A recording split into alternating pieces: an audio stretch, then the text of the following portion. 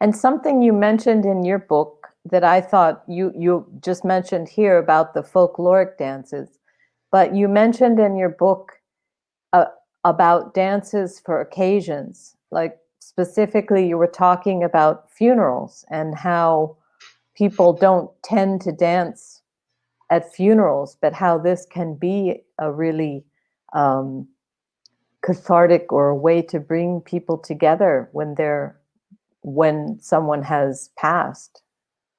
Yes, especially if you have music and dances that um, don't conflict with the mood that we may have, which is a mood of, oh, there's a wonderful word in Brazil, saudade.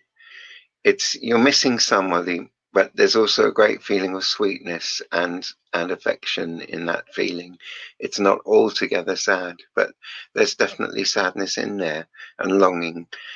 Um, if you have music and movement that connects with that saudade, with that longing, and it's not like, well, let's all pretend that that there's nothing to be sad about and be jolly, but we actually say, okay, it's okay. We're going to be a little bit somber, but we're going to do it in a way that unifies us and somehow takes some of those feelings from trapped inside my own individual self to I'm sharing them. It's the same that we do when we share stories about the person that we loved, or maybe their favorite song. It's another way of expressing it. And yeah, so dancing it can really support us, I think, in that. I just want to mention this is kind of on a tangent, but also similar. It was by pure chance that when when the news of the 9/11 tragedy happened, we were in the south of France with a large international group of people, which included Americans. And we sat down together that evening, and some people said, well, obviously we're not going to dance. Too this is just too horrendous. We couldn't even think of dancing. And some people said, so you're going to stop the program because of something that's happened somewhere else? And there was not immediate rapport. We had different ways of looking at it. Some people wanted to almost pretend it didn't happen until their holiday had finished. Some people were just very, very, very engaged with the news and needed to be authentic.